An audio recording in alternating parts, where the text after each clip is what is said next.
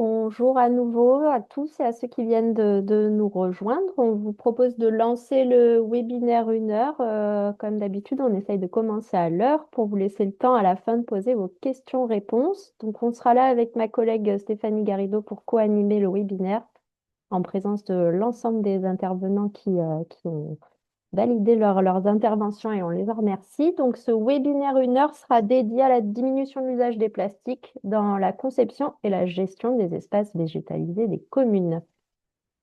Pour rappel, j'imagine que nombre d'entre vous sont déjà habitués à participer à ce genre de webinaires qui sont assez réguliers organisés par la RBE. Donc, vous n'avez pas la possibilité d'activer vos micros ni vos webcams. En revanche, vous pouvez poser toutes vos questions sur le fil de discussion qui est disponible dès à présent et dans lequel vous êtes nombreux déjà à intervenir. Donc, n'hésitez pas. Vous aurez la possibilité de poser vos questions tout du long et nous reprendrons l'ensemble des questions à la fin du webinaire après l'ensemble des interventions.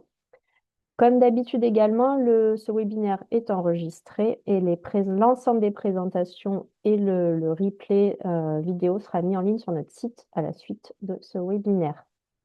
Pour rappel également, en quelques mots, le webinaire est organisé aujourd'hui par l'Agence régionale biodiversité environnement, qui est un établissement public de coopération environnementale et qui a vocation à être à la fois un outil de coopération entre l'ensemble des institutions qui agissent sur le sujet en région et un opérateur régional. Et notre mission principale, donc on est une équipe de 38 agents actuellement, notre mission c'est de mobiliser les acteurs de notre territoire régional et de les accompagner dans la préservation de la biodiversité et la transition écologique. Au niveau du déroulé de l'heure qui va suivre, je vais vous présenter en quelques mots la mission régionale zéro déchet plastique qui est pilotée par l'ADEME et la région depuis 2019. Ensuite, je laisserai la main à Marie-France Dignac, qui est directrice de recherche au sein de l'INRAE et qui posera le contexte en nous présentant notamment les impacts des plastiques sur les sols et la végétation. Ensuite, on laissera la parole à Stéphanie Garrido, qui est chargée de mission, tout comme moi, à l'agence, et qui nous présentera le panorama de l'ensemble des usages de plastique qu'on a identifiés dans les espaces verts des collectivités. Brest Métropole, donc Nathalie Fleury, coordinatrice des espaces verts, nous présentera ensuite les alternatives aux pots en plastique qui sont utilisés par la métropole actuellement et depuis quelques années déjà. Et enfin, on finira donc par Monsieur Coquille de l'entreprise Sotexto qui présentera également une solution alternative à l'usage des plastiques pour les paillages.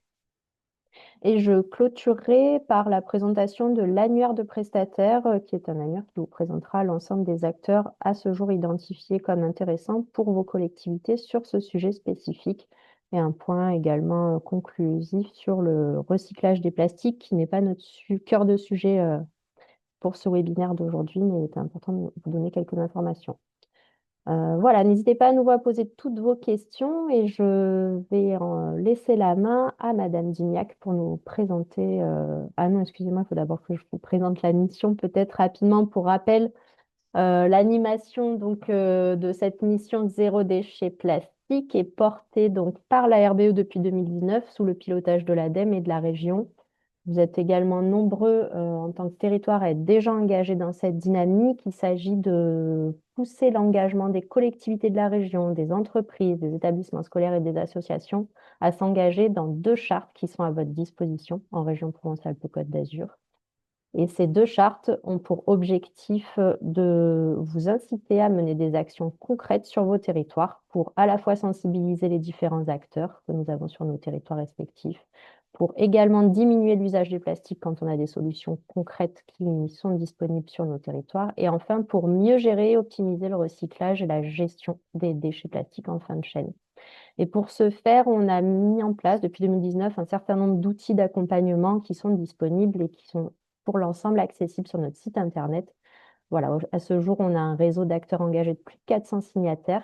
N'hésitez pas à la suite du webinaire, si vous avez la moindre question, je serai à votre disposition pour y répondre. Et si jamais vous n'êtes pas encore signataire, également, je suis disponible pour vous présenter les chartes plus en détail. Voilà, je vais laisser la main à Madame Dignac, du coup, pour nous présenter un petit peu le contexte chapeau de ce webinaire. Elle nous présente donc les impacts des plastiques sur les sols et la végétation. Merci. Alors, pour partager, il faut que vous arrêtiez de partager. Oui. Hop. Hum, c'est bon, voilà, pardon. C'est bon.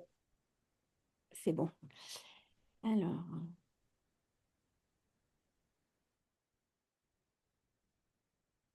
euh, bien, bah, bonjour à toutes et à tous. Donc là, moi, je vais vous parler des fonctions des sols et des impacts des plastiques sur ces fonctions. Euh, alors déjà, qu'est-ce que la santé des sols? Un sol en bonne santé, c'est un sol qui est dans un état physique, chimique et biologique lui permettant de fonctionner comme un système vivant et de fournir des services écosystémiques.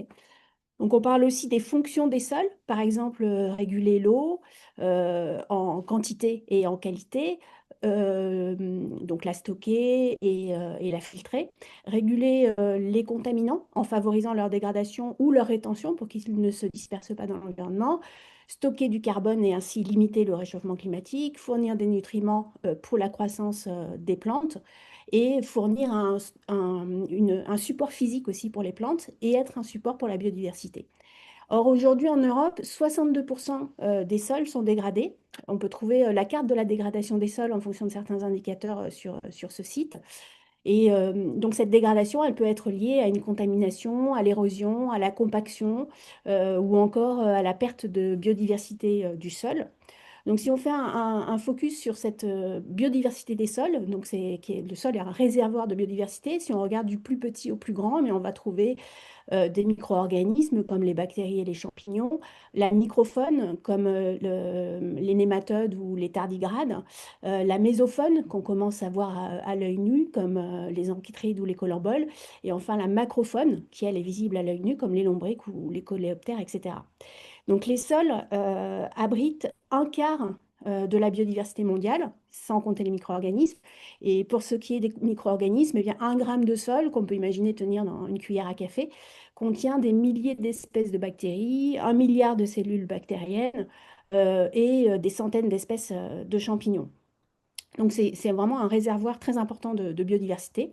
Dans la macrofaune, qui sont des petits animaux très utiles aux fonctions des sols, on trouve par exemple les vers de terre, qui représentent jusqu'à 70% de la biomasse dans le sol. On les appelle parfois aussi les ingénieurs de l'écosystème, et c'est Darwin qui, le premier, a compris leur rôle primordial dans la formation de ce qu'il appelait la terre végétale. Il en existe aujourd'hui au moins 7000 espèces connues, avec des rôles bénéfiques essentiels pour le fonctionnement des sols.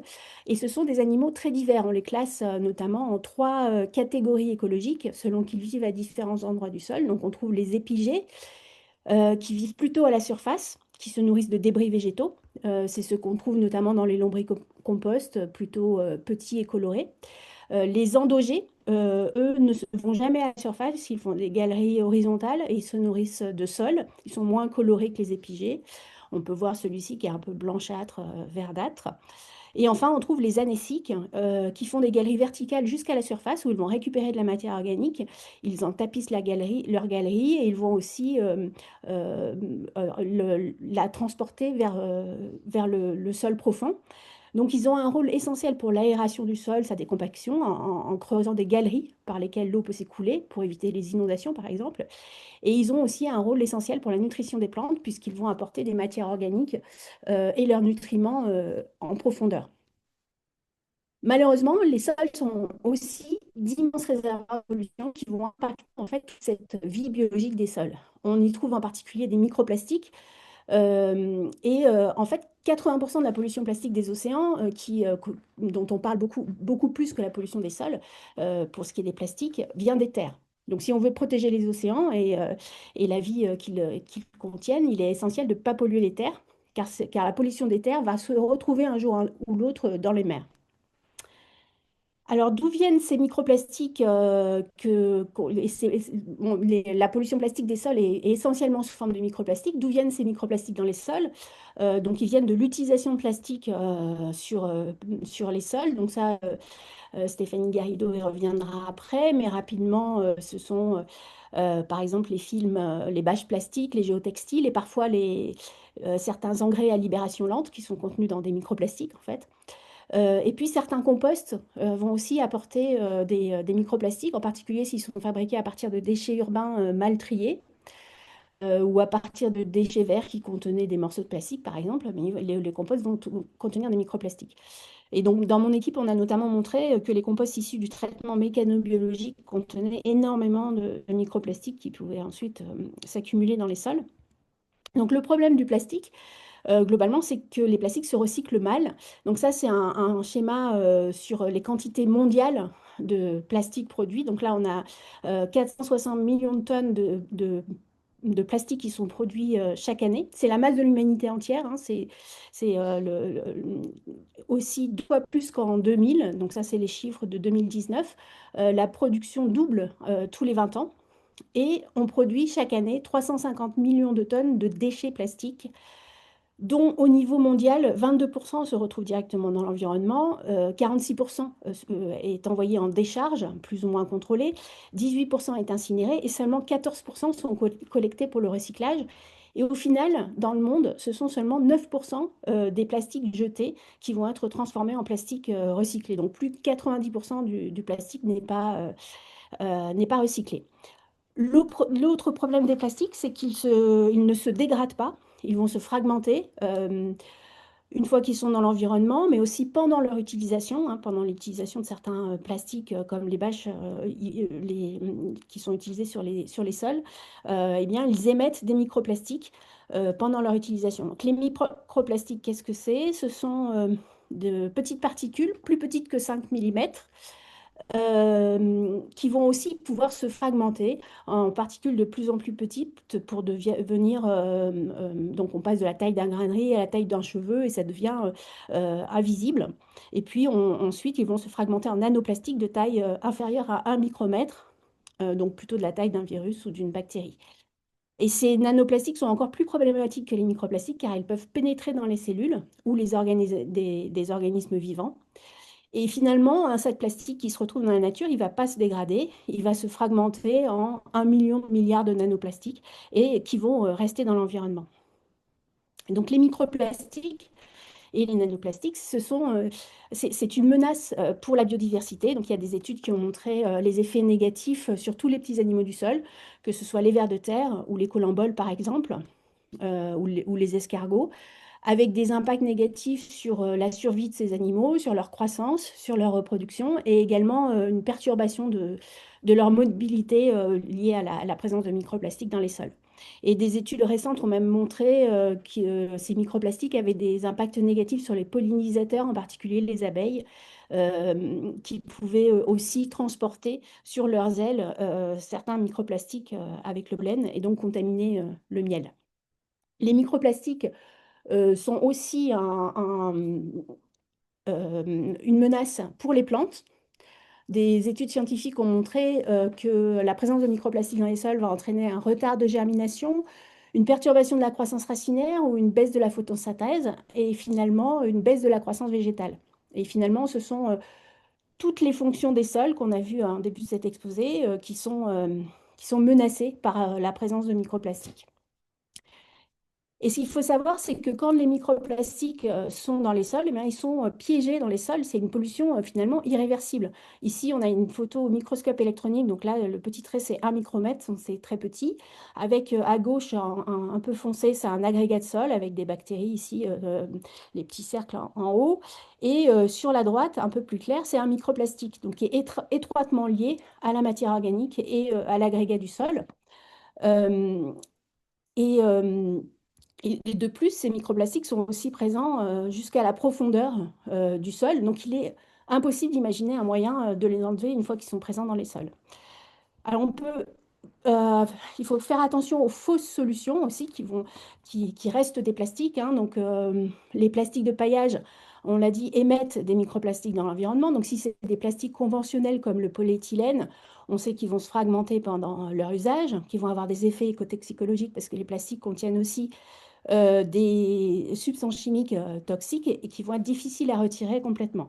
Mais quand on parle de plastique dit biodégradable, ce n'est pas forcément des plastiques qui vont être qui vont avoir des effets moins négatifs parce qu'ils vont contenir aussi des substances chimiques et ils vont avoir aussi des effets écotoxicologiques et ils vont aussi produire des microplastiques.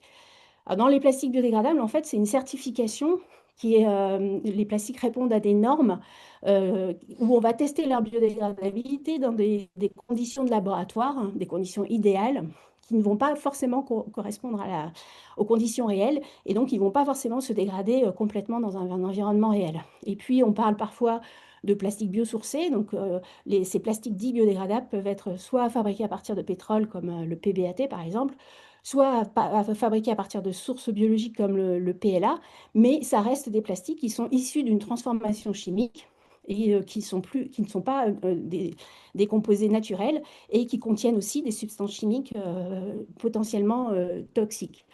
Donc l'idéal pour protéger un sol, c'est de rester sur des paillages vraiment naturels, hein, des broyats de végétaux par exemple, qui vont permettre de contrôler les mauvaises herbes, euh, de, qui sont vraiment biodégradables et qui vont en plus apporter un enrichissement organique au sol et apporter des éléments minéraux pour les plantes. Donc pour finir, quelle est la législation pour limiter cette pollution plastique? Ben, en France, on a déjà le Code de l'environnement hein, qui préconise la hiérarchie des déchets, donc la règle des 3 R. Il faut d'abord éviter de produire des déchets en refusant les plastiques, réduisant leur utilisation, réutilisant quand c'est possible, parce que le meilleur déchet, c'est finalement celui qu'on ne produit pas. Une autre solution législative à la protection des sols, c'est la nouvelle directive européenne relative à la surveillance et à la résilience des sols, qui a été adoptée par le Parlement européen le 23 octobre dernier. C'est un peu l'équivalent de la directive cadre sur l'eau, qui oriente aujourd'hui toute la politique de l'eau en France. Et de même, l'objectif de la directive cadre sur les sols est de parvenir à un bon état de santé des sols. Donc ici, on est sur un objectif de 2050 pour toute l'Union européenne. Donc aujourd'hui, on est dans la phase de préparation de la transposition de la directive en droit français. Puis en 2030-2031, il y aura une première campagne d'échantillonnage et d'analyse des sols qui seront représentatifs de tout le territoire français, donc y compris des sols urbains. Un premier rapport à la Commission en 2032 qui sera suivi de mesures correctives pour les sols qui apparaîtront comme dégradés, et puis tous les 5-6 ans, des analyses, des rapports, avec l'objectif d'arriver à des sols en bonne santé en 2050. Et enfin, donc juste pour finir, il y a aussi au niveau international des négociations à l'ONU d'un traité international pour mettre fin à la pollution plastique qui est négocié depuis 2022. Et l'enjeu de ces négociations est qu'il apparaisse dans le texte du traité une obligation de réduction de la consommation et de la production de plastique pour tous les pays et une réglementation des substances chimiques toxiques qui sont encore utilisées dans la fabrication des plastiques. Et donc, l'idée, c'est de repenser les usages du plastique pour ne garder que les usages essentiels qui ne peuvent pas être remplacés par des matériaux plus durables et, euh, et moins problématiques. Voilà, merci pour votre attention. Merci beaucoup pour cette introduction. Effectivement, ça nous paraissait essentiel que vous puissiez être présente parmi nous pour rappeler à quel point il est hyper important d'agir sur les sols au-delà des milieux aquatiques, les mers et les océans qui font aussi beaucoup parler d'eux, mais les sols sont aussi des milieux essentiels sur lesquels on doit travailler sur les pollutions. Stéphanie, donc je vais repartager l'écran et donc pour laisser la main à Stéphanie qui va nous Merci. présenter le panorama des plastiques qui sont utilisés dans les espaces verts. Merci Claire. Ben, bonjour, bonjour à tous. Donc, l'idée là, c'est de vous présenter un panorama, vous allez voir, visuel finalement des usages de plastique dans les espaces verts.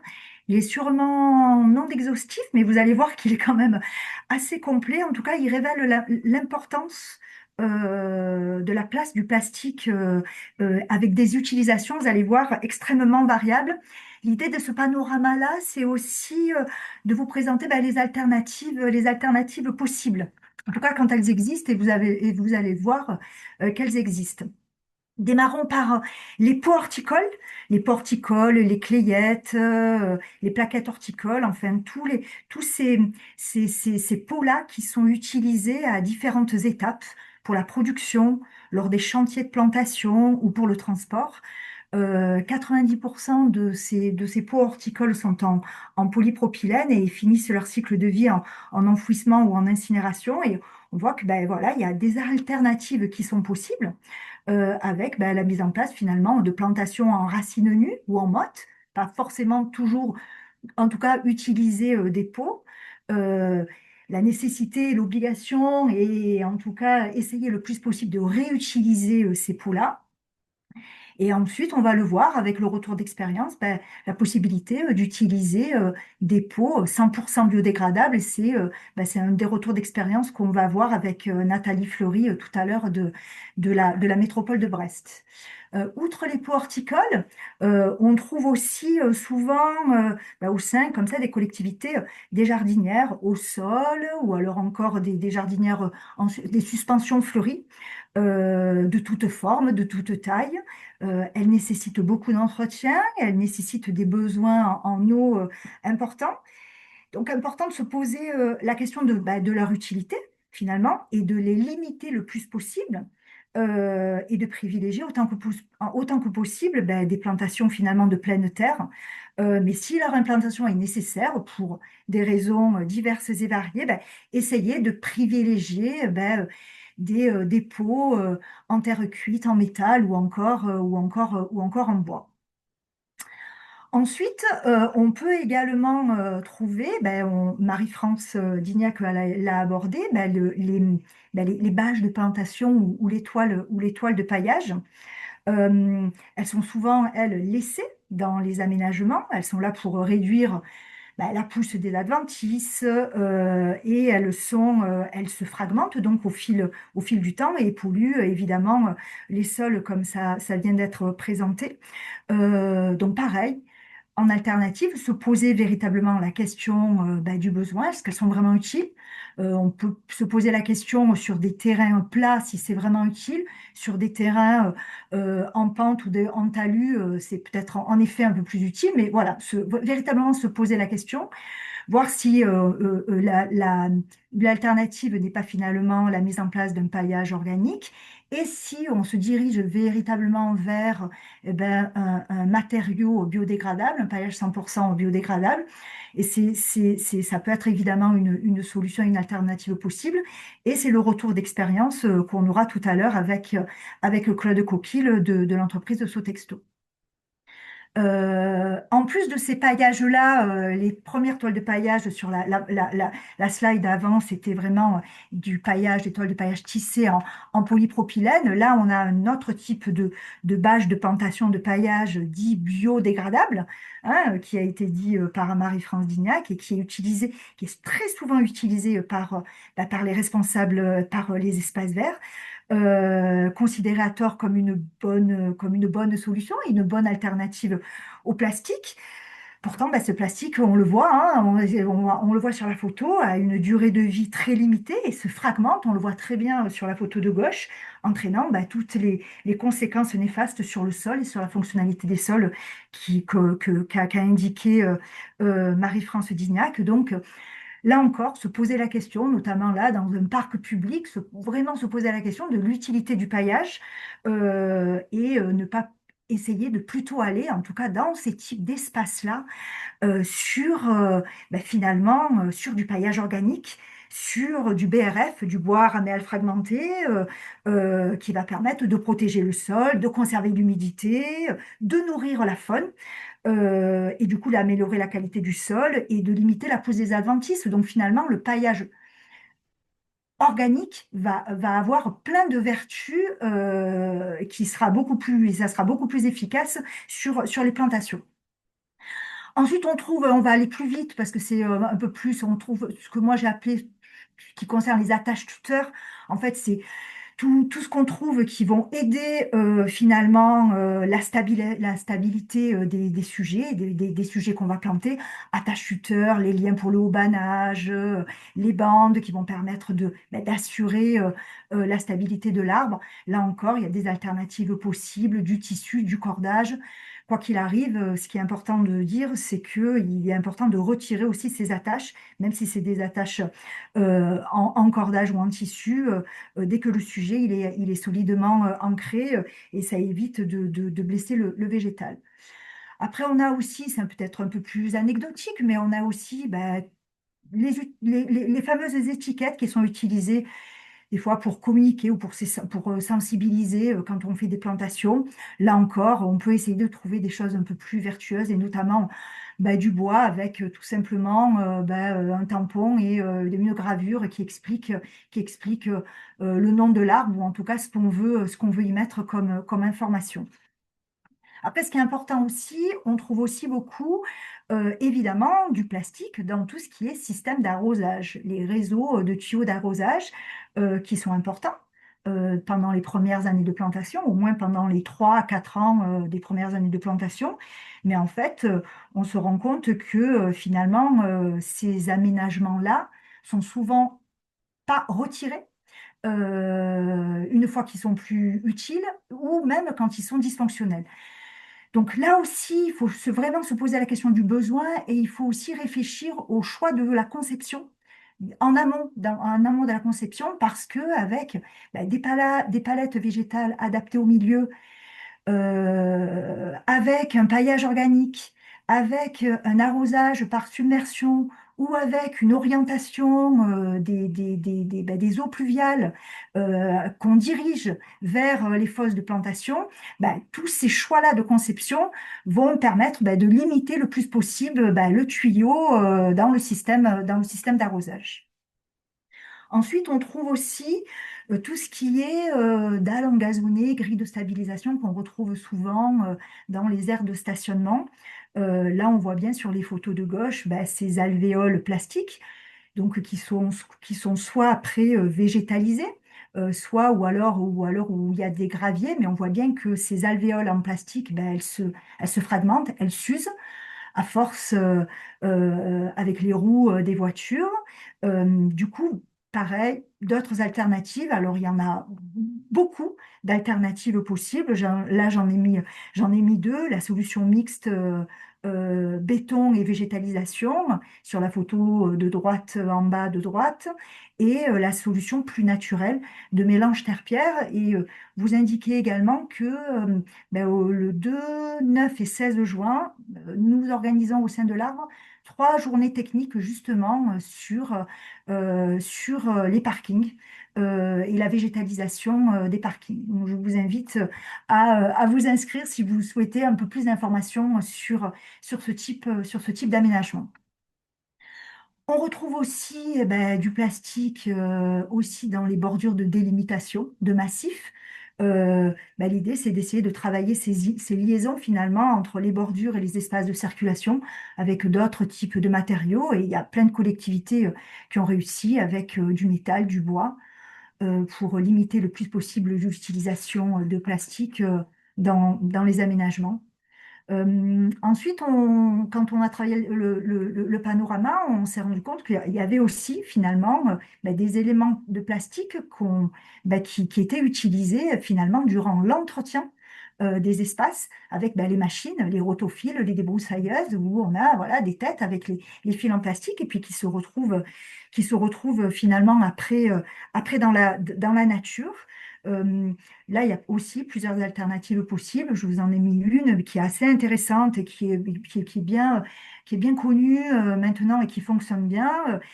C'est les réciprocateurs avec des têtes qui s'adaptent bien sur les débroussailleuses et qui permettent finalement, avec deux lames qui tournent, de limiter la projection et surtout, puisque c'est des lames en acier, de limiter l'utilisation du fil avec les rotofils. Et pour finir, donc c'était assez rapide, excusez-nous, mais pour finir, on voulait aussi vous parler finalement du plastique qu'on voyait aussi et qu'on utilisait finalement dans les aménagements en remplacement finalement du végétal. C'est le cas des pelouses synthétiques, des gazons synthétiques, aussi bien les pelouses synthétiques sportives et où on voit que finalement, le géotextile, il peut être évidemment perforé par une adventice, il va être arrosé, donc là encore, c'est la fausse bonne solution. Euh, mais je ne vais pas m'étendre là-dessus parce on a organisé en 2024, Claire avait organisé en février 2024 un webinaire spécifique là-dessus. Donc je vous invite à le visionner. Mais en tout cas, ces aménagements en remplacement du végétal ne sont pas limités malheureusement qu'aux pelouses synthétiques. On les voit dans les pelouses sportives. On les voit aussi dans des aménagements de bords de linéaires de voirie. On les voit aussi dans les cours d'école. Donc l'idée, c'est essayer de limiter le plus possible et de revenir à des aménagements végétaux. Voilà, c'était assez rapide, mais ça a montré, ça avait le but de montrer l'ensemble des utilisations en plastique. Et sans plus tarder, on va aborder finalement la séquence présentation des alternatives avec ces fameux deux zooms qui ont été présentés par Claire. Et on va commencer par l'intervention de Nathalie Fleury de Brest Métropole sur l'alternative aux pots en plastique avec l'usage des pots prêts à planter de l'entreprise Fertile.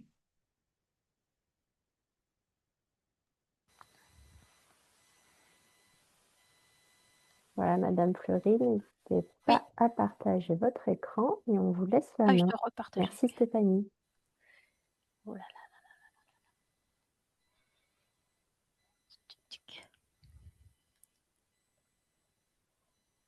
Hop, voilà, vous voyez bien? Oui, Super. parfait. Bonjour tout le monde. Donc moi, je vais juste vous présenter l'expérience de Brest Métropole qui n'est passée en pot biodégradable depuis 2006 en fait. Donc en 2006, jusque-là, la métropole utilisait pour ses productions des pots en plastique, comme tout le monde. Enfin, comme tout le monde, comme beaucoup de personnes. Les fertiles en 2006 étaient composés à 80% de bois et 20% de tourbe. Actuellement, ils sont composés à 100% en bois. Donc il y a aussi l'autre marque, grande marque, c'est équivalente, c'est les pots Jiffy qui eux contiennent encore un peu de tourbe.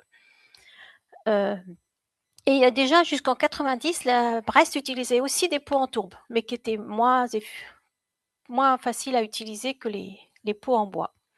Donc actuellement, on utilise nos pots fertiles pour les annuels et bisannuels à 90% des pots de diamètre 8.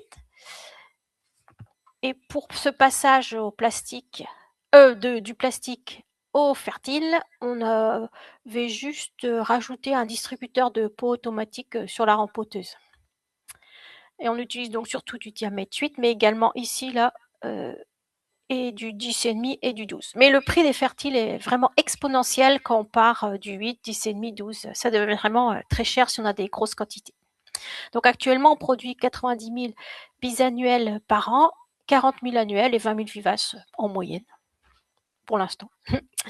Donc la gamme fertile est très étendue pour tous les types de cultures et de besoins. Nous, notre besoin, et c'est pour ça qu'on reste aussi en fertile plutôt que Jiffy, parce qu'ils ont un pot de diamètre 8 qui est plus petit en fait. C'est un diamètre 8, mais un volume beaucoup plus petit. Donc après, chacun doit trouver ce qui lui convient en fonction de sa production et de ses manières de produire. Voilà. Donc nous, on utilise celui-ci là actuellement. Ils ont rajouté des ergots et une petite collerette là pour faciliter le désempilage automatique. Parce qu'il n'y a vraiment pas grand monde qui l'utilise comme nous avec une rempoteuse en fait. Il y a beaucoup de rempotage à la main. Et d'ailleurs, on a eu des soucis aussi parfois. Donc pour le passage en 2006 du plastique au fertile, il y a eu une étude économique parce qu'en fait, le pot plastique est quand même beaucoup moins cher que le fertile. Là, l'année dernière, on avait refait une étude, donc pour 1000 pots, on était à 32 euros, enfin équivalent pot plastique noir classique, on était à 32 euros. pour les pots plastiques, mais à plus de presque 73 € pour les fertiles diamètre 8. Donc, ce qui avait permis ce passage, c'est que le temps de plantation est beaucoup plus court avec les pots plastiques, les pots fertiles, pardon, parce qu'il n'y a pas à récupérer les pots, à les stocker, les ramasser. Je ne sais pas chez vous, mais chez nous à Brest, il y a beaucoup de vent, donc souvent ça s'envole de partout et il faut les ramasser. Après, il faut les désinfecter, les récupérer, les recycler, ce qui n'est pas encore le cas. Donc, c'est quand même important de ne pas en avoir, c'est le plus facile. Et il y a aussi une histoire de TVA qui est à 10% sur les fertiles et 20% sur le plastique. Donc en 2006, le calcul avait été fait qu'il y avait une économie de plus de 22 000 € par an pour 100 000 plants produits. Le coût de la main-d'œuvre a augmenté et en 20 ans également, le pot du plastique a été multiplié par 3 le prix et celui des fertiles par 1,7. Mais ce qui fait la différence, c'est vraiment quand même la main-d'œuvre. Au niveau écologique, les pots sont fabriqués avec un processus 100% écologique qui permet de la compression de bois. C'est de la bois récupéré dans les forêts des Vosges. C'est 100% biodégradable. On peut l'utiliser en bio. Ça apporte de l'humus quand ça se décompose bien dans les sols. Ça limite l'utilisation des déchets. Et il n'y a pas non plus le rejet de l'eau de nettoyage avec des désinfectants nocifs pour l'environnement quand on veut les récupérer, les pots en plastique. Au niveau agronomique, le système racinaire remplit entièrement le pot. Il y a du coup une meilleure reprise à la plantation si on n'enlève pas le pot tout autour parce que faut pas que les racines soient perturbées. Il y a une meilleure résistance au stress, chaleur, froid, humidité. Et le pot se réhumecte très facilement par simple capillarité. Mais on verra tout à l'heure que par contre, il ne faut vraiment pas que le sol s'assèche. Donc, sur le papier, il n'y a que des avantages. Par contre, il y a quelques points de vigilance à respecter au niveau du suivi de la culture. Enfin, en culture au centre horticole, il faut vraiment que le support soit très bien humidifié avant de les poser par terre. Ils doivent être très bien humectés avant le départ en plantation. Et on utilise aussi, par contre, toujours des plaques en plastique, qui durent de nombreuses années pour les tenir debout et les manutentionner pour les envoyer sur le terrain et les changer d'emplacement dans les serres.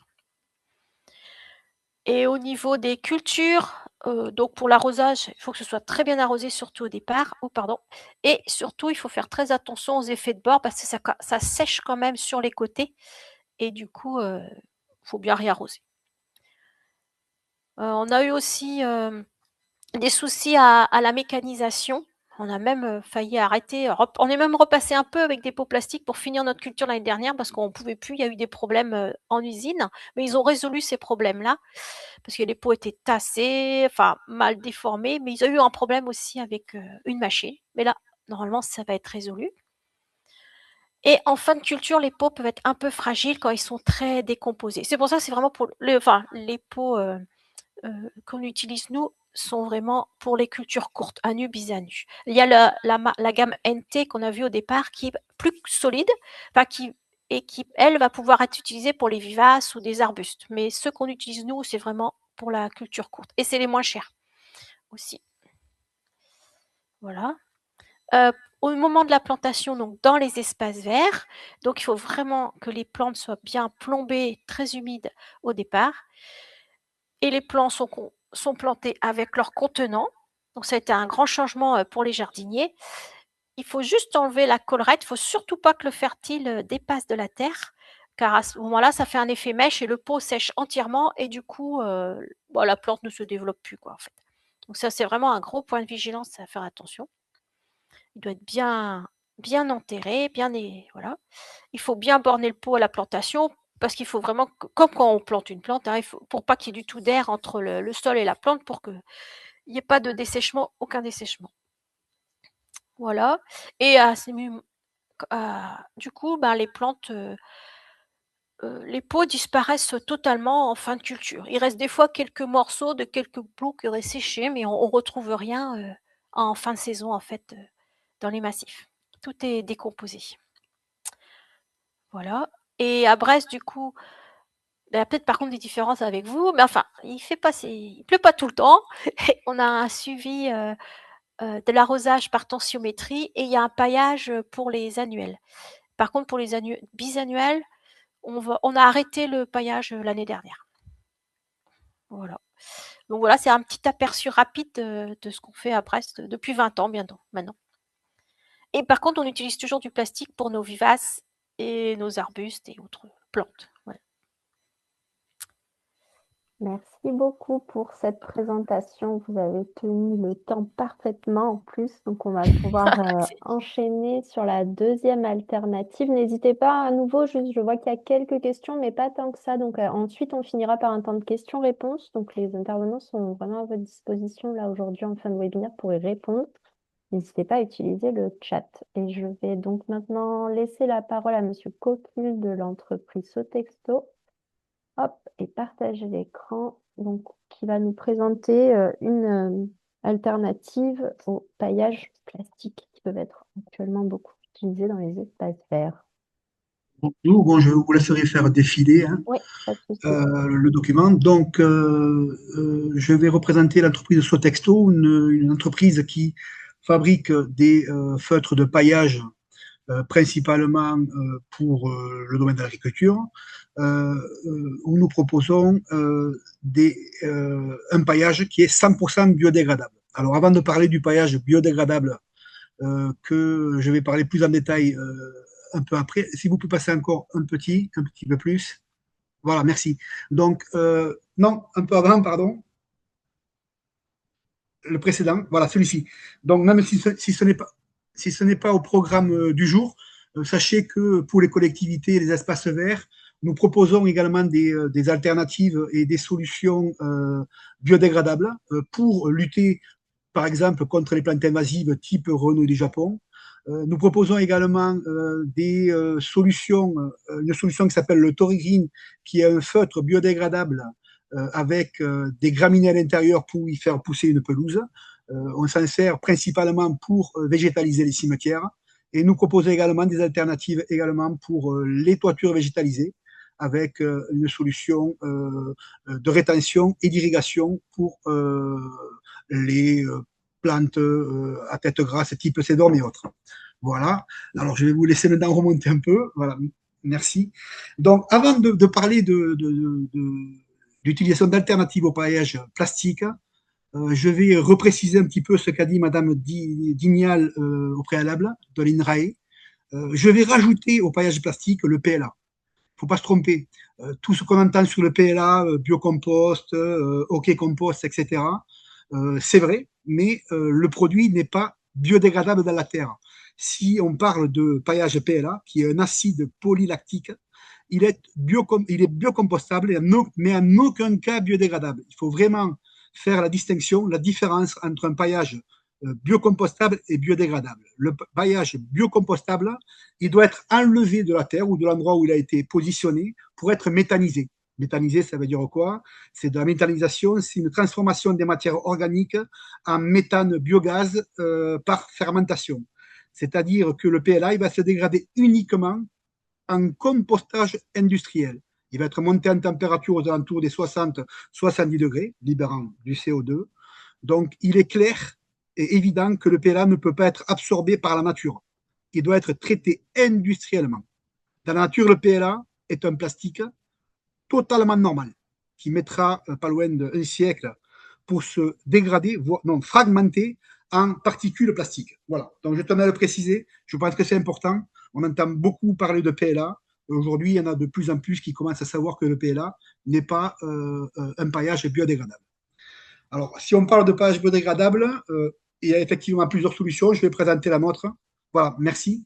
Nous, aujourd'hui, nous proposons un paillage fabrication française avec des fibres françaises également. C'est-à-dire qu'auparavant, on avait une matière principale qui était le jute. C'est quoi le jute? C'est le sac café, le sac cacao, qui arrive d'Amérique du Sud, donc pas top au niveau environnemental. et qui est ensuite effiloché pour en rendre une matière. Mais on savait très bien qu'avec cette matière, on avait des soucis de plastique également à l'intérieur. C'est-à-dire qu'un sac café, un sac cacao peut être recousu avec du nylon. Il peut y avoir des étiquettes.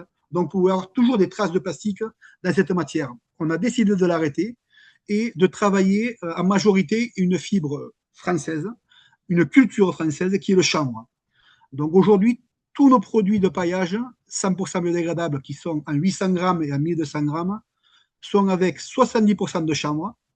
En France, on est la première culture en Europe de chanvre en quantité hectares posés. Je crois qu'on est aux alentours des 20 000 hectares. Donc, ce qui commence à être très important. La deuxième matière que nous mettons dans notre produit, c'est de la balle de riz. La balle de riz qui est origine Camargue, c'est-à-dire on est dans les Bouches-du-Rhône, dans le Gard. Et la balle de riz, c'est l'enveloppe protectrice qui recouvre le grain de riz. C'est un produit qui est fort en silice. On ne sait pas trop quoi en faire, pardon. Et nous, on le met, on l'incorpore dans nos produits. Fort en silice, ça repousse les limaces, etc. Et ça a une dégradabilité très lente, comme le chanvre. Et la troisième matière qu'on apporte, c'est de la laine de mouton. Voilà, un produit fort en azote également. Alors là, très clairement, je ne suis pas capable de dire de bêtises, même s'il y a beaucoup de laine qu'on ne sait pas quoi en faire en France. Aujourd'hui, on n'est pas capable de travailler 100% avec une laine française. Donc, on a des arrivées d'Espagne, voire d'Italie, en ce qui concerne la laine. Donc, ces trois matières étant mélangées, si on peut descendre un petit peu, on va voir le process de fabrication qui est intéressant. Encore un peu. Encore. Voilà, ici. Donc, le process de fabrication que nous avons, c'est non pas un process de thermoliaison, là où c'est qu'on va incorporer des polymères, et où on ne sera en aucun cas biodégradable. On a un process mécanique. C'est-à-dire qu'on va venir carder les matières, on va venir lier les trois matières les unes entre les autres, on va les entrevécher. Et ensuite, comme vous pouvez voir sur le schéma, il y a des aiguilles. Des aiguilles comme des barbes. Et avec ces barbes, les aiguilles, quand elles vont taper fortement, elles vont lier la matière, elles vont lier les fibres les unes entre elles. Comme si on allait coudre quelque chose. Donc très clairement, il y a les trois matières que j'ai annoncées, rien d'autre, et une liaison mécanique par des aiguilles. Et ensuite, on va en faire un matelas assez épais, parce qu'on va quand même être sur une fibre qui va faire 1200 grammes par mètre carré, ce qui est assez important, pour rendre le produit déjà qui ait une durée de vie intéressante de 12 à 36 mois selon le grammage, et qui soit totalement opaque pour qu'il puisse couper la photosynthèse et empêcher les adventices de se développer. Quand on dit que c'est un produit biodégradable, merci.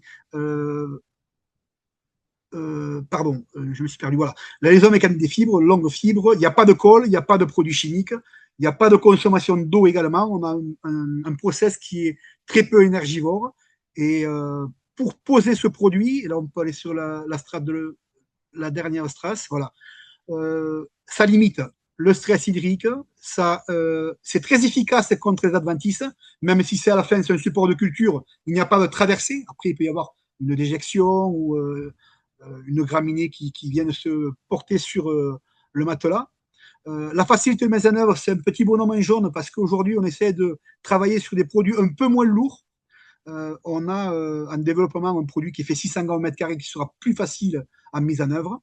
Ça préserve les racines, ça préserve la vie microbienne, ça c'est très important, et ça préserve évidemment de l'environnement. Il faut éviter de buter, comme il est mentionné, le feutre, étant donné que ce sont des matières végétales et naturelles.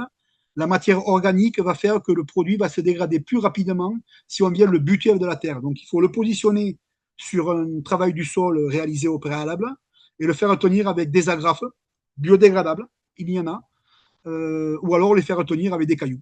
Ou y mettre du BRF dessus, il n'y a aucun problème. Du BRF ou des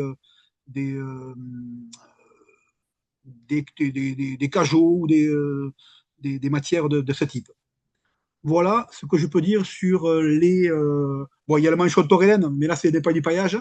Il bénéficie d'une TVA à 10%. Voilà, on peut le voir dans une vigne. Effectivement, nous avons également des manchons de protection en laine pour les plants. Et ça, les collectivités en utilisent de plus en plus. pour le bocage, pas pour la forêt, mais pour le bocage. On en vend également énormément dans les forêts pour l'ONF.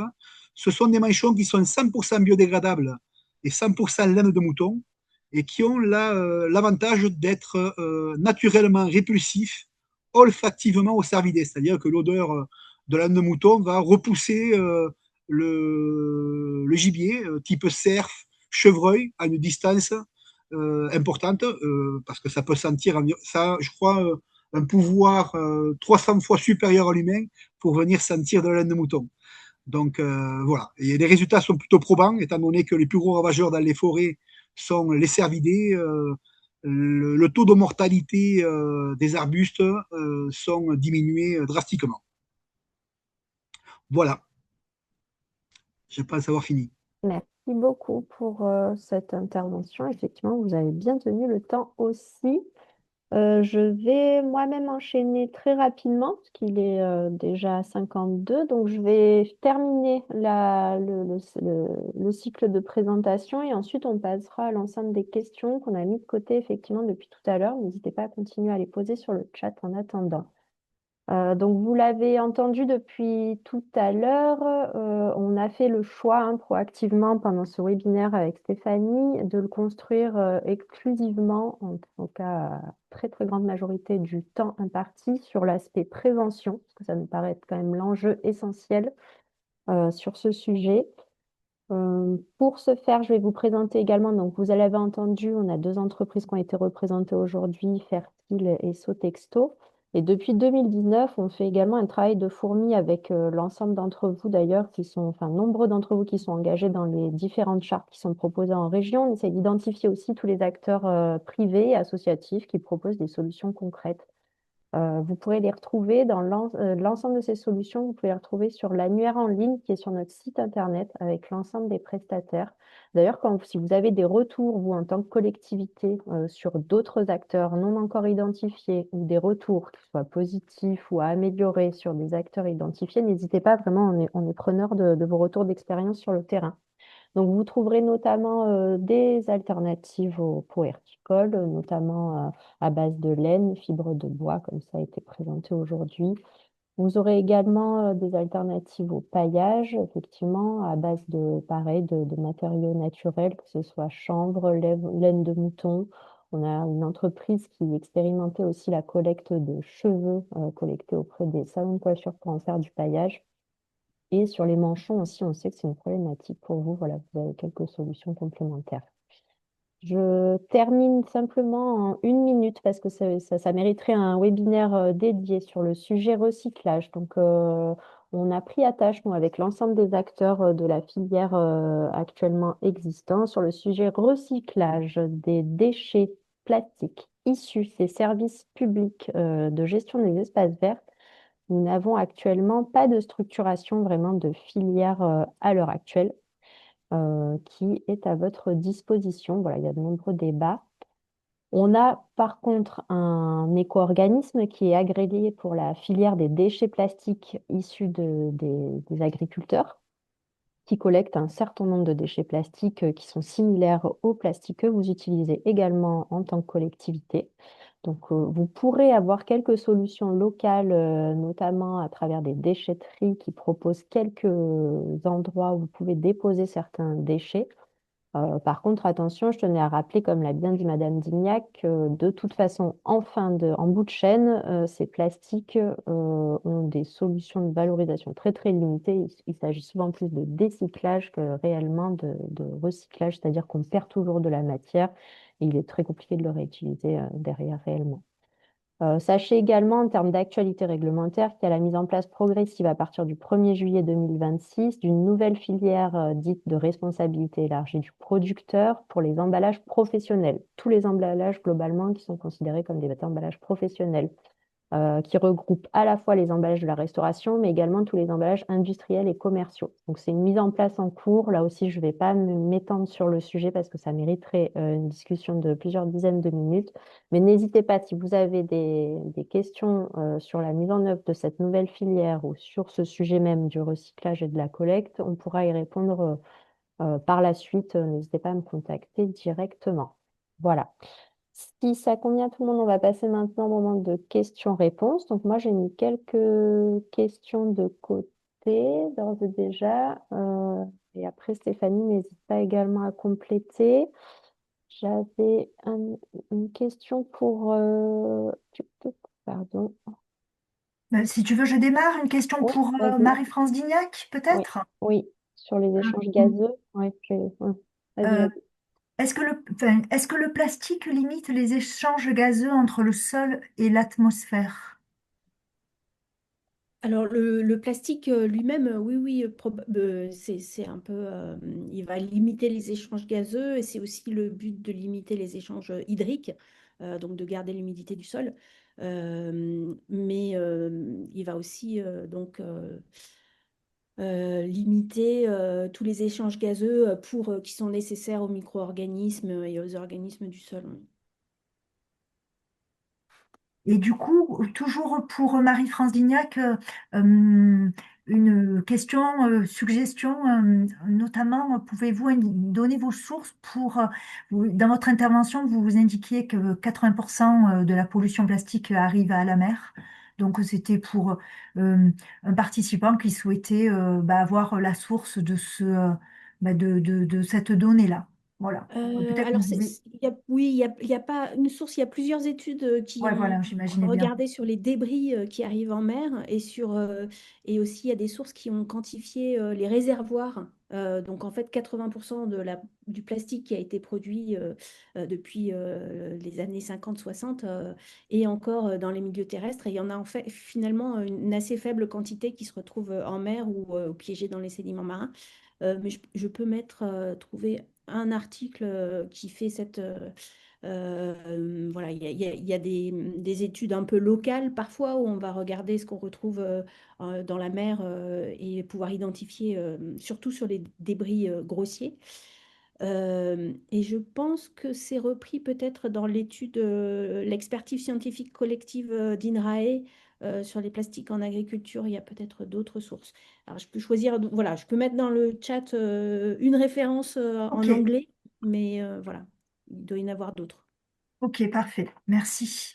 Peut-être je peux enchaîner sur une question pour Madame Fleury, à savoir pourquoi ne pas inverser les proportions annuelles vivaces pour limiter encore plus le recours à la matière, qu'elle soit plastique ou infertile, issue de l'entreprise fertile. Ah oui, c'est une solution, mais pour l'instant, nous, on fait ce on nous demande et c'est la culture entretenir les massifs en vivace, c'est pas facile du tout. C'est presque, je pense, plus difficile que les annuels bisannuels. Il faudrait former nos jardiniers déjà à avoir des beaux massifs de vivaces. Et pour qu'il y ait autant de couleurs en vivace, c'est pas forcément évident. Pour l'instant, à Brest, on reste en annuel, bisannuel et vivace, même si, voilà. Mais bon, nous, on fait aussi ce qu'on nous dit de faire. Mais c'est sûr que c'est une solution. Même que les vivaces sont produits par contre en pot plastique. Ok, merci. On a également une question pour Monsieur Coquille et j'en profite pour indiquer effectivement qu'il y a toute une réflexion actuelle qui est menée sur la filière laine et les exutoires Mm. possibles et potentiels. Il y a plein de choses à inventer parce qu'aujourd'hui, effectivement, on a eu l'information comme quoi on ne fait pas grand-chose de notre laine, malheureusement, en France, mais ce n'est pas dit que demain, il y ait plus d'acteurs qui s'emparent de ce sujet pour en proposer. Et donc, Monsieur Coquille, quelqu'un vous demandait pourquoi ne peut-on pas travailler qu'avec de la laine française? Très compliqué.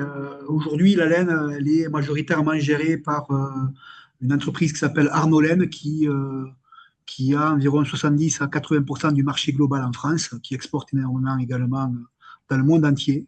Et au niveau de la laine française, qui effectivement, on ne sait pas quoi en faire, le prix qui est donné à l'agriculteur pour racheter la laine ne vaut même pas le coût de la tonte, le prix de la tonte, ce qui fait que déjà une laine, nous, si une laine doit être impérativement lavée avec du savon, battue, si elle doit être battue pour enlever toutes les poussières. Donc tous les agriculteurs ne sont, il n'y a aucun agriculteur aujourd'hui qui est équipé pour laver la laine. Il n'y a plus aucune laverie en France, hormis des petites laveries comme Alain Jacques, quelqu'un qui lave la laine, mais c'est pour sa propre consommation.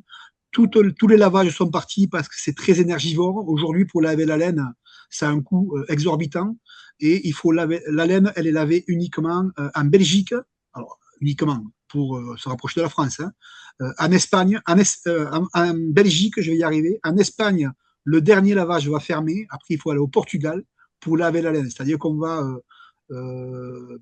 tondre les moutons chez nous, amener la laine en Belgique ou au Portugal et la ramener chez nous parce qu'il faut impérativement qu'elle soit lavée pour qu'elle soit travaillée derrière et surtout mis travaillée pour être utilisée en forêt. Voilà, ça c'est une question sanitaire.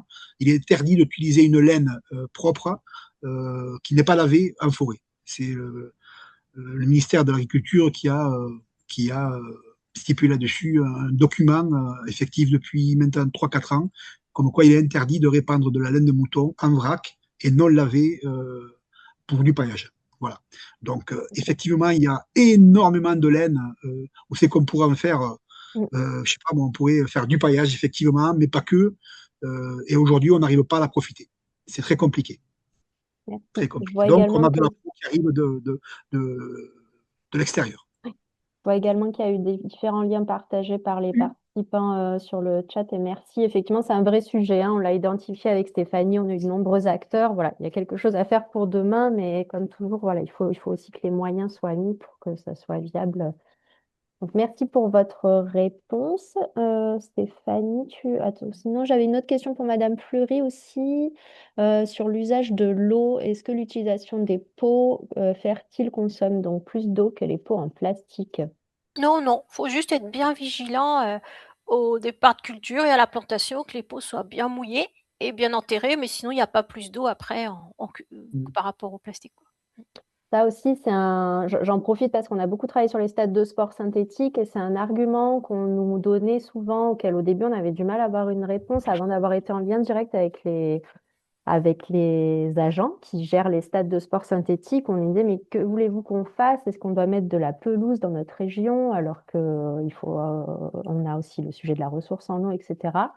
Alors la réponse n'est pas simple. Par contre, aujourd'hui, ce qu'il faut savoir sur un stade de sport synthétique, c'est qu'il faut l'arroser de manière assez massive pour que le stade soit praticable dans notre région. Parce que je ne sais pas si vous êtes déjà allé sur du plastique en plein soleil quand il fait plus de 25 degrés, c'est impraticable. Donc en fait, voilà, il y a plein de choses qui sont un peu contre-intuitives, mais un stade de sport synthétique, ça arrose beaucoup aussi. Voilà. Et si vous voulez en savoir plus, hein, Stéphanie l'a dit, on a beaucoup de choses déjà disponibles. Et il y a des acteurs à l'échelle nationale qui travaillent beaucoup sur ces sujets-là à l'heure actuelle. Donc, on pourra vous orienter. Stéphanie, tu as d'autres questions qu'on a... Il y a une question qui est intéressante, qui est posée là. Alors, je ne sais pas si j'y réponds ou si parmi les participants, les intervenants, vous voulez répondre, mais c'est une question qui dit quel est le raisonnement des communes qui combinent bâche plastique et BRF dessus au lieu de juste BRF? Alors, bon, moi j'ai la réponse, mais je ne sais pas si dans les intervenants, vous voulez intervenir ou pas. Bon, je commence et vous complétez si vous voulez. Et ben ouais, si on trouve ça, on en trouve beaucoup. Mais du coup, c'est une incohérence. C'est-à-dire que le BRF, il est là. Donc le BRF, c'est le bois ramé alpha-fragmenté. Donc en fait, c'est le broyage des jeunes rameaux issus de la taille de haies, d'élagage, etc. C'est souvent les rameaux qui ont moins de 8 cm de diamètre, donc qui sont jeunes. Et du coup, le BRF, il est là pour protéger le sol, pour nourrir aussi le sol. Il va nourrir le sol, du coup, il va améliorer la qualité du sol, du coup, il va conserver l'humidité, du coup, il va limiter la pousse des adventices. Mais mettre du BRF et dessous mettre du géotextile, ça veut dire que du coup, le BRF, il ne va pas avoir sa fonction, les multifonctions qu'il a, eh ben, il ne pourra pas les mettre en œuvre. Donc, c'est une aberration de mettre, du BRF sur une toile plastique. Le BRF se met directement sur la Terre. Voilà. Je pense que c'est au niveau du coût. Je pense que parfois, dans les collectivités, pour s'assurer ils pensent en mettant en amont une bâche plastique, que ça va retarder plus longuement la traversée des adventices. Et au-dessus, Oui, ils vont mettre il du y a BRF. aussi Je pense que ça ça. peut être à ce niveau-là également. Mais c'est vrai, c'est pas du tout la bonne solution. Oui, et puis du coup, c'est mis pour cacher finalement la bâche plastique, en fait. C'est Quelque part l'ajout de aussi, oui. BRF est là uniquement Un pour un décor. usage esthétique. Euh, mais voilà, donc il y a plein d'autres solutions et on n'en a pas parlé aussi, mais la végétalisation, utiliser des plantes couvre-sol, ça peut être aussi une solution et densifier les massifs et proposer des couvre-sols de façon avec une densité importante, ça peut être aussi une solution pour différente d'un paillage organique. Voilà, Stéphanie. J'ai est-ce que tu vu, avais oui, d'autres peut-être questions? encore deux, et puis après, de toute façon, bon, vous êtes encore nombreux à être connectés. Donc, j'ai vu également une question d'une commune qui a installé du gazon synthétique dans une cour de récréation sur des espaces en terre nue. Les enfants y jouent beaucoup et pas d'arrosage. Qu'aurait-elle pu faire à la place? Alors, ça, peut-être Stéphanie, je pourrais répondre aussi, mais je vais te laisser rebondir parce qu'on a tout un ensemble de collègues qui travaillent sur ce sujet. Donc, voilà, je te laisse répondre. Ouais, on a quelques collègues, deux collègues précisément qui travaillent sur le sujet euh, la désimperméabilisation et la végétalisation des cours d'école et avec des journées techniques qui ont eu lieu l'année dernière, tout comme celles qui vont arriver finalement sur les aires de stationnement, ben, il y a eu tout ce travail-là qui a été fait et du coup sur notre site, eh ben, il y a un peu les retours et un peu des initiatives un peu inspirantes qui sont capitalisées et qui mettent en avant ben, finalement des aménagements qui sont faits dans ces cours d'école. Après, tout dépend euh, l'objectif des lieux, c'est-à-dire on voit très bien que si les enfants doivent y accéder ou pas, tout dépend de ce qu'on veut dans ces aménagements-là. Mais des copeaux de bois, ça marche aussi très bien et les enfants jouent aussi très bien dans les copeaux de bois et ça pose pas de problème. Alors il faut s'habituer. Il faut habituer les enfants, les parents d'élèves, il faut habituer les enseignants, le personnel d'entretien, mais voilà, il y a plein de solutions possibles autres que finalement de l'aménagement en gazon synthétique. Ok. Je vois sur le chat que quelqu'un demande s'ils pourront être en contact direct avec Madame Fleury. Donc, si je ne me trompe pas, mais vous n'hésitez pas à rebondir si ce n'est pas le cas. Mais l'ensemble de nos intervenants ont mis leur contact à la fin de leur présentation qui seront en replay et accessibles sur notre site. Donc, effectivement, n'hésitez pas à la suite à les contacter si vous avez des questions individuelles à poser. Et peut-être que je terminerai, à moins que Stéphanie, en attendant, si tu vois autre chose. Mais sinon, j'ai vu une dernière question, moi, qui m'est revenue souvent. J'ai pas mal de communes engagées dans l'une ou les deux chartes qui demandent s'ils peuvent agir sur les ventes dans Euh, les jardineries et autres de tout ce qui est gazon synthétique, tissu géotextile, etc., auprès des citoyens. Malheureusement, à ma connaissance, une commune à l'heure actuelle ne peut pas agir sur ce qui est vendu au sein de ces acteurs, au sein de ces espaces privés. En revanche, le meilleur exemple, enfin la meilleure action que vous pouvez faire, par contre, c'est d'être exemplaire, vous, exemplaire. au niveau de vos achats à minima. Et il y a certaines communes qui ont testé des choses pour essayer quand même de sensibiliser et d'agir auprès notamment des restaurateurs, des acteurs qui ont des terrasses, etc., et qui mettaient du gazon ou des plantes en plastique pour cacher, pour faire des espaces un peu confinés. Voilà. Donc, ils ont essayé d'agir là-dessus. Sur ça, vous pouvez avoir un dialogue avec vos commerçants de centre-ville, notamment pour essayer qu'effectivement, il y ait moins de plastique en visu sur les espaces publics ou accessibles. Mais vous avez malheureusement pas la main sinon au-delà. Voilà. Stéphanie, tu as vu d'autres choses? Et il y a pas mal je crois que plus haut dans la discussion, il y a des choses sur les parkings. Et là aussi, comme l'a dit Stéphanie, il y a vraiment un travail en cours au sein de l'agence qui est mené, et des événements à venir sur les parkings. Donc, on ne va peut-être pas s'y étendre aujourd'hui, mais effectivement, il y a un gros sujet sur les dalles en plastique qui peuvent être utilisées sur les parkings désimperméabilisés à l'heure actuelle. Voilà, je crois qu'on a fait le tour. Si il est 14h10. Je vous Ouais. propose qu'on clôture si ça va. On va remercier une dernière fois nos intervenants pour le temps dédié auprès de nous et merci encore pour l'ensemble de vos interventions.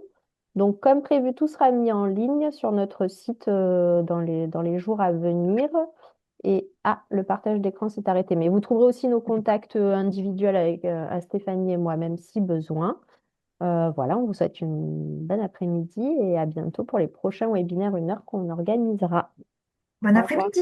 Au revoir. Merci. Au revoir. Au revoir. Merci, au revoir.